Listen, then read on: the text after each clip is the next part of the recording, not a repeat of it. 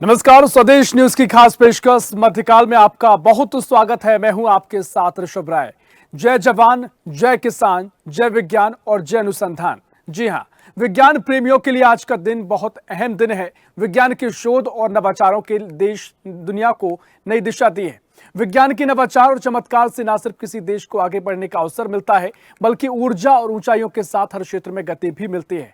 आज राष्ट्रीय विज्ञान दिवस के अवसर पर विज्ञान प्रतिभा, अनुसंधान, तकनीकी विकास और नवाचार को समर्पित कई कार्यक्रम आयोजित किए गए हैं। 28 फरवरी 1928 को वैज्ञानिक डॉक्टर सीवी रमन जी की खोज रमन प्रभाव से दुनिया परिचित हुई थी और इस खोज से विज्ञान जगत को नई दिशा दी और भारतीय प्रतिभा के दर्शन कराए।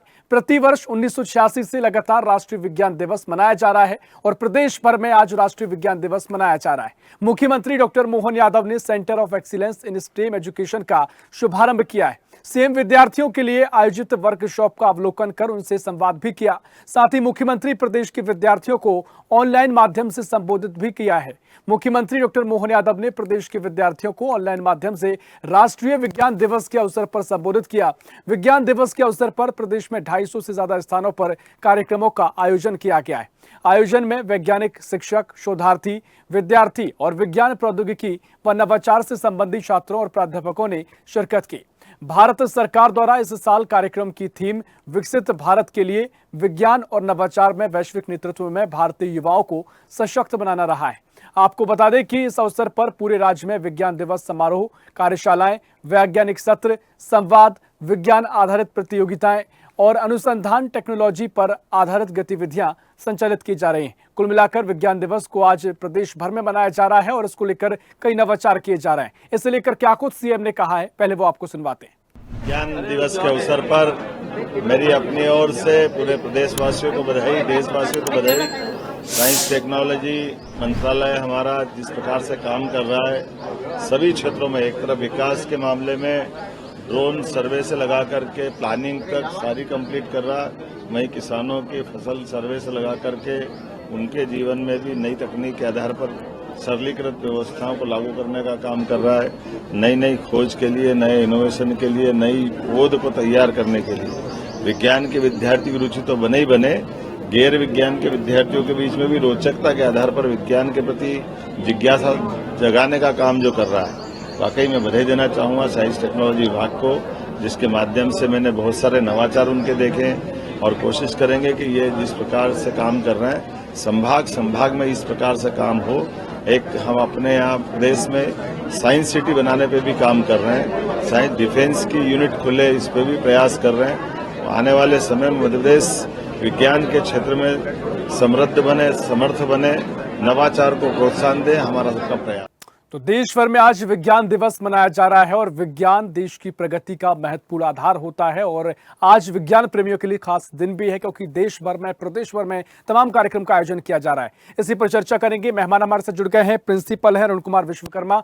अरुण जी, बहुत स्वागत है आपका स्वदेश न्यूज में। और साथ ही और मेहमान जुड़ेंगे, जहां पूर्व शिक्षा अधिकारी राव कुलदीप सिंह जुड़ेंगे, फिलहाल नहीं जुड़े हैं, और वरिष्ठ पत्रकार भावना अपराजिता शुक्ला भी जुड़ेंगी। अरुण कुमार जी, पहले मैं आपके पास आ रहा हूं और जिस तरीके से आज विज्ञान दिवस मनाया जा रहा है और इसकी थीम भी रखी गई है कि विकसित भारत के लिए विज्ञान और नवाचार में वैश्विक नेतृत्व में भारतीय युवाओं को सशक्त बनाना है, यानी युवाओं का, बच्चों का विज्ञान में इंटरेस्ट लेना और उनको सशक्त बनना बहुत महत्वपूर्ण हो जाता है। पहले तो विज्ञान दिवस को लेकर आप क्या कहेंगे और किस तरीके से तमाम प्रोग्राम को आप देख रहे हैं? मेरा ये कहना है कि विज्ञान तो बहुत ही आवश्यक है, पूरा जीवन ही विज्ञान पर आधारित है और विज्ञान के अंदर जो कुछ भी हमारे जीवन की सुविधाएं हैं, सुख सुविधाएं हैं, वो सब की प्राप्ति के लिए भी और उसको आगे से और उन्नत बनाने के लिए भी विज्ञान की बहुत आवश्यकता है।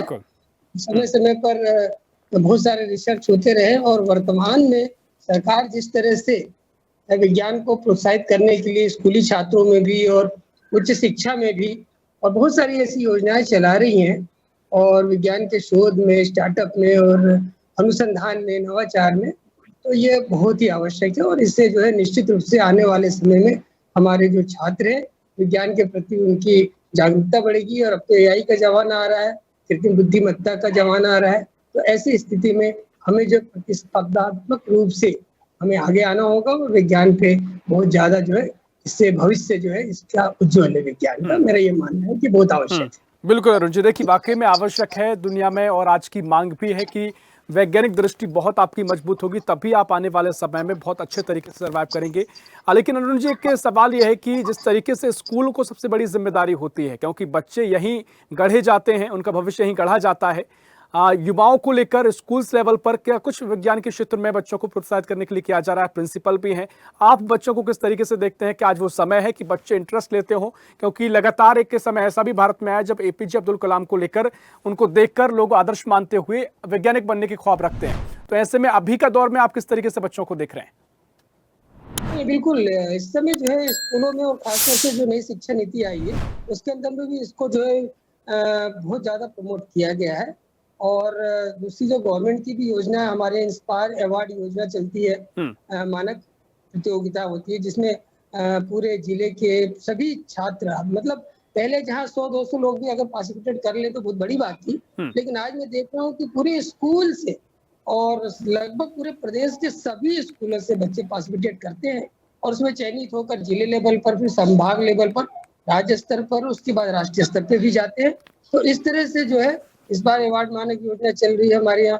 फिर सेंट्रल गवर्नमेंट की तरफ से अगर बात करें तो एटीएल जो आई है, अटल टिंकरिंग लैब, मतलब ये भी जो है बहुत बड़ी लागत से और स्कूलों के अंदर में लैब की व्यवस्था की जा रही है, अटल टिंकरिंग लैब की, जिसके माध्यम से जो है बच्चे जो इनोवेशन के मिशन में जुड़ सके।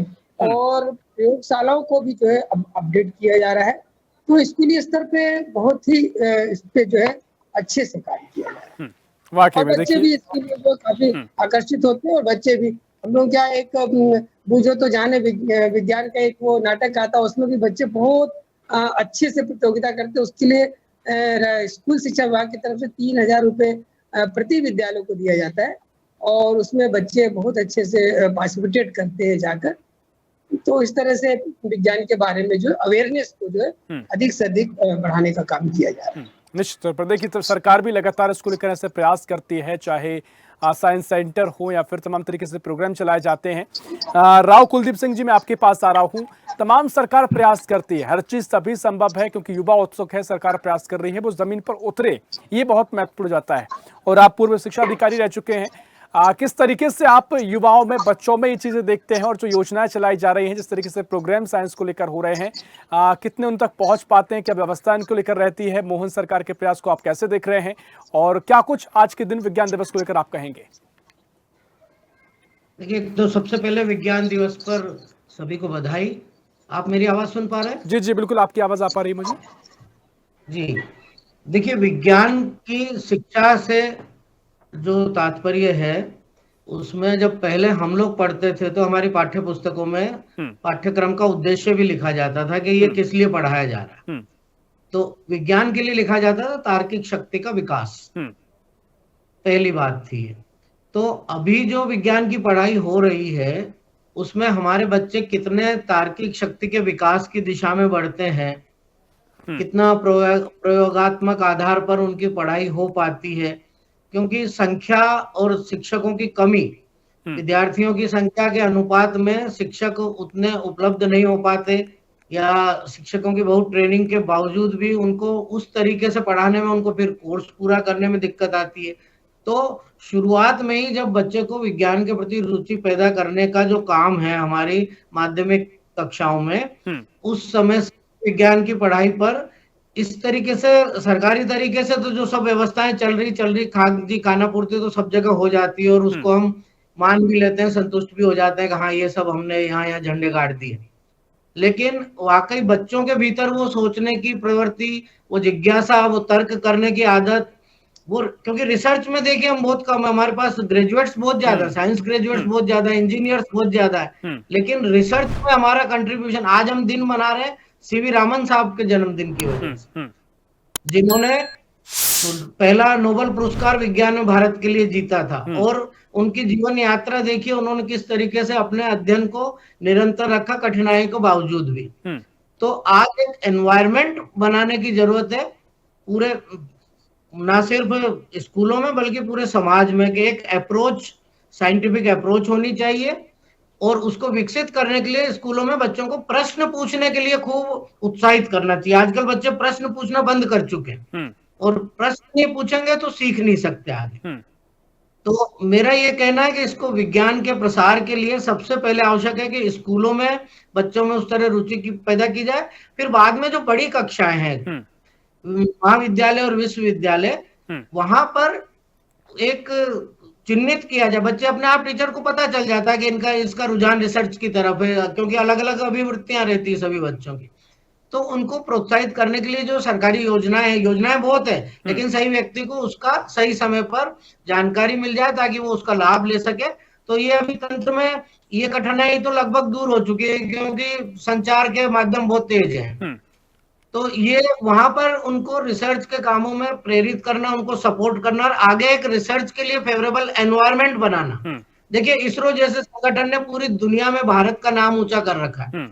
वहां का एक लीडरशिप सिस्टम है। ये जो सरकारी अधिकारी कर्मचारी वाला जो सिस्टम है ना, ये आदमी को हतोत्साहित कर देता है। कई बार हमारे सिस्टम में प्रतिभाएं दम तोड़ देती हैं। तो हमारे जो रिसर्च इंस्टीट्यूट है, वहां पे एक तो फेयर सिलेक्शन होना चाहिए, उनका काम करने का तरीका वैज्ञानिक होना चाहिए, न कि अफसरशाही का होना चाहिए। और इसको टेक्नोलॉजी के विकास को अधिक से अधिक सपोर्ट किया जाना चाहिए गवर्नमेंट की तरफ से भी, क्योंकि टेक्नोलॉजी पे 300% ज्यादा मुनाफा होता है। बहुत से लोग, कई देश अपने को टेक्नोलॉजी देते भी नहीं, तो हमने अपनी स्वयं की विकसित की है। तो अब हम किसी भी तरह से कोई हीनता का बोध अपने में रखने की आवश्यकता नहीं है। हम एक बहुत बड़े राष्ट्र हैं और बड़े होने जा रहे हैं, और हमारे विद्यार्थियों में इस तरह का गर्व का भाव देकर उनके लिए संसाधन जुटाए जाने चाहिए, रिसर्च की ओर और अधिक उनको प्रेरित करना चाहिए। यही मैं कहना चाहूंगा। ठीक है, देखिए बहुत महत्वपूर्ण बात आपने कही और वाकई में जो सुधार हो सकते हैं वो होना चाहिए, और यही तो विज्ञान है कि जिस तरीके से, किस तरीके से आप संतुलन बना के आगे बढ़ते हैं। एक महत्वपूर्ण बात और आपने कही, जिस तरीके से दुनिया को हम देखते हैं विज्ञान के क्षेत्र में, हम जापान को देख लें, हम चाइना को देख लें, हम जो सुनते आए हैं कि वहाँ पर शुरुआत से ही बच्चों को स्कूल में कई प्रोजेक्ट दे दिए जाते हैं कि अगर कोई बच्चा पढ़ाई भी कर रहा है, साथ में तकनीकी रूप से उसमें पूरा ज्ञान तो वैसे ही दिया जाता है, साथ में उसको कई प्रोजेक्ट दिए जाते हैं कि फ़ोन बनाने की बात कही जाती है या कई तकनीकी यंत्र बनाने की बात उनको प्रोजेक्ट के रूप में दी जाती है। अगर इस तरह की व्यवस्था भी यहाँ पर लागू होती है तो इससे कितना कुछ आगे की स्थिति आप देखते हैं? देखिए, अभी जैसे अरुण जी बता रहे थे, हमारे यहाँ अटल टिंकरिंग लैब जो है, वो बहुत एक क्रांतिकारी कदम, बहुत पहले भारत रत्न अटल बिहारी वाजपेयी जी के नाम पे इसका नाम रखा गया था। और शुरुआत से ही पूरी तरह से संसाधन युक्त है ये, और भोपाल के भी कई विद्यालयों में, देश के में तो अनेक जगह पर है। वहां बच्चे को वाकई काम करने की सुविधा दी जाती है, उसको अवसर उपलब्ध होता है। बस एक माइंड सेट चेंज करने की जरूरत है कि प्रयोगशालाओं में घुसते वक्त इसको हाथ मत लगाना, इसको हाथ मत लगाना, ये एटीट्यूड थोड़ा सा हटाना पड़ेगा, क्योंकि कुछ टूट जाएगा, कुछ नुकसान हो जाएगा। टीचर भी डरा हुआ, बच्चा भी डरा हुआ, और सही बात। प्रिंसिपल अगर विज्ञान की समझ वाले हैं तो ठीक, अदरवाइज वहां भी दिक्कत। तो एक तो इन चीजों से थोड़ा मतलब मुक्त हो जाना चाहिए कि इस डर से कि कुछ नुकसान हो जाएगा। दूसरा, अपने नए विचार बचपन से ही बच्चा अगर कहीं भी परिवार में भी, अब जैसे एक किसी ने पूछा था दांत साफ करने से क्या होता है, तो एक बच्चे ने जवाब दिया कि दांत पेने हो जाते हैं। अब उसको डांट के कह दिया कि भाई गलत उत्तर है। अब उसको दृष्टि से सोचो, वो धार लगा रहे हैं, पॉलिश कर रहे हैं, तो पॉलिश करने तो बहुत सी चीजें पेनी होती है। खासकर प्रैक्टिकली होना बहुत जरूरी है। जो चीजें बनाई गई उनका पूरा उपयोग भी होना चाहिए, किसी तरह का डर खत्म होना चाहिए, और इस तरह ताकि उनका छात्रों का भी विकास हो और जो चीजें रखी गई हैं स्कूल में उनका भी उपयोग किया जा सके। चर्चा को आगे बढ़ाएंगे। भावना अपराजिता शुक्ला जी हमारे साथ जुड़े हुई हैं। भावना जी, बहुत स्वागत आपका, और आपने पूरी चर्चा को सुन रही हैं। विज्ञान दिवस आज मनाया जा रहा है, आपका क्या कुछ रुख है? क्योंकि विज्ञान बहुत आज के समय में मांग भी है और बहुत महत्वपूर्ण, इसके बिना आगे बढ़ना मुश्किल है। क्योंकि आज जो हम चर्चा भी कर रहे हैं ये भी विज्ञान की देन है। हम जो खबरों को दुनिया भर में देख लेते हैं, खबरें इकट्ठा करते हैं, जो तकनीक का प्रयोग करते हैं, फोन देख लीजिए, दुनिया भर में विज्ञान का बहुत विस्तार हुआ है। अभी किस तरीके से आप भारत को देखते हैं और क्या कुछ प्रोग्राम जो चलाए जा रहे हैं उससे कितना फायदा भारत को मिल रहा है? देखिए, सबसे पहली बात तो है कि ये वाला जो अभी जिस तरह से शुरू किया है दिवस बनाया जाना, तो ये नई बात नहीं है। 1986 से मनाया जा रहा है। लेकिन जो सबसे बड़ी दुखद बात यहाँ पे होती है कि हम लोग पहले बात करते थे ब्रेन ड्रेन की, कि यहाँ का टैलेंट बाहर जा रहा है, और आज उसको उसी रूप में लिया जा रहा है कि ब्रेन गेन हो रहा है। आप उसमें अपनी उपलब्धि मान रहे हैं एक मैं कोट करना चाहूंगी, किसी बिजनेसमैन ने कहा था कि आईटी के नाम पे हम क्या कर रहे हैं, हम यहाँ पे सिर्फ क्लर्क पैदा कर रहे हैं, आईटी के जो कोडिंग डिकोडिंग वाले क्लर्क है उससे ज्यादा नहीं है। तो इनोवेशन का पहली बात तो इनोवेशन बहुत कम हो रहा है, और जो कुछ हो भी रहा है तो उसका फायदा विदेशों में ज्यादा मिल रहा है बनिस्बत हमारे देश के। हाँ, नहीं, मैं यही कह रही हूँ कि हमने यहाँ पे 1986 से मनाया जा रहा है विज्ञान दिवस, तो ये नया नहीं है। लेकिन उसके बाद भी हम अगर देखते हैं, शिक्षण संस्थानों की बात करते हैं, तो रिसर्च में हम काफी पीछे हैं। हमारे यहाँ के जो शिक्षण संस्थान है उनका ज्यादातर नाम माना जाएगा कि किसी घपले के कारण उजागर हो रहा है। बहुत ही कम ऐसे संस्थान है, इसरो, DRDO, सिर्फ ये 4 या 5 नाम है जो शायद हम बचपन से सुनते आ रहे हैं कि साइंस में इन्होंने उपलब्धि हासिल की है। उसके अलावा क्या कारण है, कोई नया संस्थान इस तरह की पोस्ट पैदा नहीं कर पा रहा है। सोचने की ये वाली बात है यहाँ पर। हाँ बिल्कुल, देखिए अब हम पूरा दुनिया एक हो चुकी है, ग्लोबलाइज्ड हो चुका है पूरी दुनिया, और पूरा एक गांव पूरी दुनिया बन गई है। अब दुनिया भर में हम देखते हैं, जिस रिसर्च की बात आप कर रही हैं, भारत को आप कहाँ देख रही हैं रिसर्च के मामले में? क्योंकि दुनिया भर में रिसर्च की तमाम चर्चाएं होती हैं, उनसे बहुत कुछ निकलता भी है। आपने तमाम कारण बताया कि भारत में व्यवस्थाएं हैं, इस तरीके से रिसर्च पर ध्यान नहीं दिया जा रहा जितना दिया जाना चाहिए। तो दुनिया में हम अभी कहाँ आप देख रहे हैं कि रिसर्च के मामले में कहाँ भारत पहुंचा है? इसको मैं बहुत ही कम शब्द में कहूँ तो जैसा कि कहा जा रहा है, हम यहाँ पे खुश होते हैं कि हमारे यहाँ पे इतने कह सकते हैं कंप्यूटर साइंस के इंजीनियर बाहर गए हैं, बाहर जॉब कर रहे हैं। 80% कह लो, 60% कह लो, अमेरिका में सारे भारतीय छात्र छात्राएं हैं, या फिर वहाँ पे जो ह्यूमन रिसोर्सेस है टेक्नोलॉजी के मामले में काम कर रहा है। लेकिन उनके लिए बहुत खूब कहा गया है कि ये कोडिंग डिकोडिंग के क्लर्क से ज्यादा नहीं है कुछ।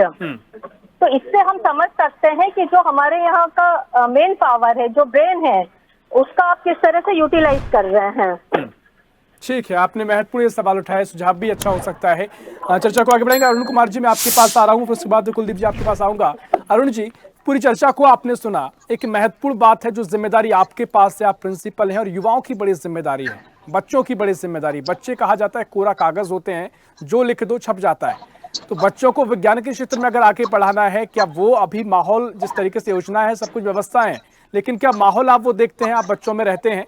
क्योंकि आज का जो दौर हम देख रहे हैं कि फोन से बच्चे घिरे हुए हैं, मोबाइल फोन उनके आसपास रहता है, रील्स की बात होती है, यूट्यूब वीडियोस की बात होती है, लगातार बच्चे इन सब में उलझे हुए हैं। तो क्या वो उनके पास माहौल है, समय उनके पास है, उनके ब्रेन में वो उसके पास स्पेस है कि वो विज्ञान की बातें समझें, उनको पढ़ें, उनको गढ़ें और आगे बढ़ें?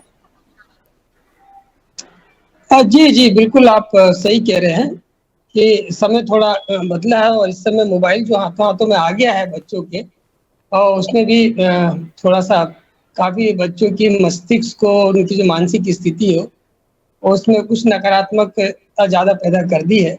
लेकिन इससे इतर भी अगर अपन देखें तो बच्चों को जब भी अपन ने सुविधा दी, जब भी बच्चों को कुछ बताने का प्रयास किया पॉजिटिव वे में, जैसे एक छोटा सा उदाहरण मैंने इसलिए इसमें अपने वक्तव्य में बोला भी था कि हमारे यहाँ एक प्रतियोगिता होती है, जादू नहीं विज्ञान है, समझना इसे समझना आसान है, ऐसा है नाम उसका। और उसके लिए हम लोगों को फंडिंग भी दी जाती है स्कूल शिक्षा विभाग की तरफ से।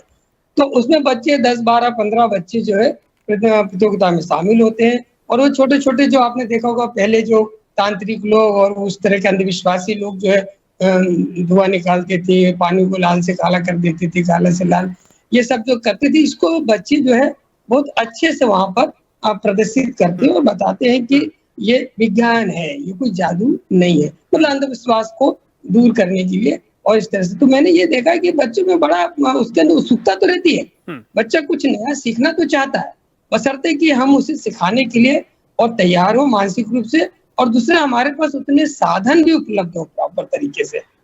इससे पहले भी हमारे आदरणीय सर ने भी कहा था कि जो साधन वाली बात है, इससे रिलेटेड कुछ कहा था उन्होंने। तो साधन जो है, मुझे यह लगता है कि छोटी क्लास का जो बच्चा है, यानी मैं तो ये देख रहा हूँ सर कि दूसरी तक अगर मैं छोड़ दूं तो तीसरी क्लास से ही बच्चों के अंदर जो ना कुछ नया कुछ करने के अंदर उनके अंदर रहता है। अगर हम लोग कुछ दे देते हैं प्लेवे मेथड से, कुछ खेलने के लिए फिल्म हमारे यहाँ चलता है, उसके माध्यम से बच्चे जो है और गणित और सांख्यिकी ये सब देखते हैं, पढ़ते हैं, सीखते हैं, तो बच्चे बहुत ही मतलब इंटरेस्ट लेकर, आकर्षित होके, और उस तरह से नई शिक्षा नीति के अंतर्गत जो हम साधन देते हैं उससे पढ़ने का भी प्रयास करते हैं, और उनके अंदर एक उत्सुकता भी होती है पर ये कि मैं कहूँगा संतोष तो है, लेकिन अभी कमी है उस तरह से हर क्लास में बच्चों को शिक्षा देने के लिए, वैज्ञानिक पद्धति से शिक्षा देने के लिए वैसे टूल्स जो हैं वो प्रॉपर तरीके से हमें मुझे जो डेवलप चर्चा करने में होंगे। समझ आ रहा है वाकई और में वो हम लगातार मुहैया सरकार करने प्रयास पड़ेंगे, कर रही है, उनको उपलब्ध तमाम प्रोग्राम कराने भी पड़ेंगे। चलाया जा रहा है, लेकिन एक कुछ चीजों की अभी जरूरत महसूस हम कर रहे हैं कि विज्ञान के क्षेत्र में कुछ और बेहतर मध्य प्रदेश में, देश में होना चाहिए,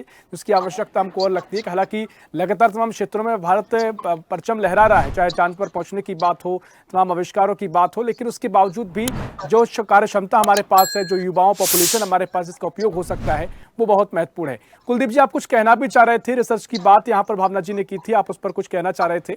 और जिस तरीके से विज्ञान और नवाचार में भारतीय युवा विकसित भारत के लिए महत्वपूर्ण है, विकसित भारत के लिए युवा तो महत्वपूर्ण है, लेकिन विज्ञान का लगातार प्रगति करना भी बहुत महत्वपूर्ण है, वो किस तरीके से संभव है, कुछ सुझाव आप देना चाहें, और जो रिसर्च की बात थी उस पर आप क्या कहना चाह रहे हैं? जी धन्यवाद। देखिए, भावना जी की जब बात चल रही थी तो मैं ये कहना चाह रहा था कि विज्ञान दिवस 86 से ही नहीं बल्कि बहुत पहले से मनता रहा। पहले 1 दिसंबर को मनता था, जब हम लोग स्कूल में पढ़ते थे तो 1 दिसंबर को मनता था। बाद में इसको बदल कर हमने 28 फरवरी को मनाना शुरू किया। और उससे पहले विज्ञान दिवस नहीं मनता था तो हमारे यहाँ विज्ञान नहीं था, ऐसी बात नहीं। हमारे गांव में जिसको हम अनपढ़ कहते हैं, अनजान लोग हैं, वो कितनी चीजों की मौसम संबंधी दूसरी चीजें जानकारी उनके उंगलियों पे रखी रहती। प्रोफेसर यशपाल ने एक बार यहीं भोपाल में कहा था कि गांव जंगल का एक आदिवासी युवा 200 प्रकार की वनस्पतियों को पहचान सकता है, अलग अलग उनके गुण जानता है, उनका उपयोग जानता है, किस काम में आती है, अनुप्रयोग भी जानता है, कर भी सकता है, जो एमएससी बॉटनी को भी नहीं पता होगा। लेकिन वो उसको हम अशिक्षित कहते हैं, इसको हाईली एजुकेटेड कहते हैं। तो विज्ञान तो रोम रोम में बसा हुआ है। जहां तक सवाल ये है कि वो ब्रेन गेन और ड्रेन वाली बात है, तो वो पुरानी बात हो गई कि हमारे लोग मजदूरी करने जाते थे। अब तो देखिए, जिन शहरों में प्रवासी मजदूर आए थे वो अभी बिल्डिंग गाड़ के बैठे हैं। अब आज कितनी कंपनियों के सीईओ भारत के लोग हैं। ठीक है, बिल्कुल तो महत्वपूर्ण बात आप कह रहे हैं, सुझाव भी हो सकते हैं, और वाकई में ऐसा माहौल है उसको भी हमको स्वीकारना चाहिए। अब बहुत शुक्रिया करना चाहूंगा कुलदीप जी आपका इस चर्चा में शामिल होने के लिए, बहुत शुक्रिया अरुण जी आपका चर्चा में शामिल होने के लिए। तो मध्य प्रदेश हो, देश हो और दुनिया भर में जिस तरीके से प्रगति हुई है, आज मध्य प्रदेश और भारत में विज्ञान दिवस मनाया जा रहा है। और विज्ञान दिवस जो है वो बहुत महत्वपूर्ण आधार है, महत्वपूर्ण दिन भी है, क्योंकि विज्ञान प्रेमी हर जगह होते हैं, और अगर विज्ञान प्रेमी ना भी हो तो हर चीज में विज्ञान है, उसको लेकर कहीं ना कहीं लोग उसमें सम्मिलित होते हैं। उसी को लेकर यह दिन है कि प्रोग्राम आयोजित किए जा रहे हैं और लोगों में विज्ञान की जागरूकता बढ़े, इस क्षेत्र में युवा आगे बढ़े और लगातार भारत की प्रगति का हिस्सा बने। सरकार इसको लेकर प्रयास भी कर रही है। फिलहाल के लिए खास पेशकश मध्यकाल में इतना ही। देश प्रदेश की और भी खबरों के लिए देखते रहिए स्वदेश न्यूज, सबसे पहले देश। ऐसी ही खबरों के लिए हमें लाइक करें, शेयर करें, फॉलो करें और यूट्यूब पर सब्सक्राइब करें और बेल आइकन दबाना ना भूलें। साथ ही ताजा अपडेट्स के लिए हमारी वेबसाइट स्वदेशलाइव.com पर जरूर जाएं।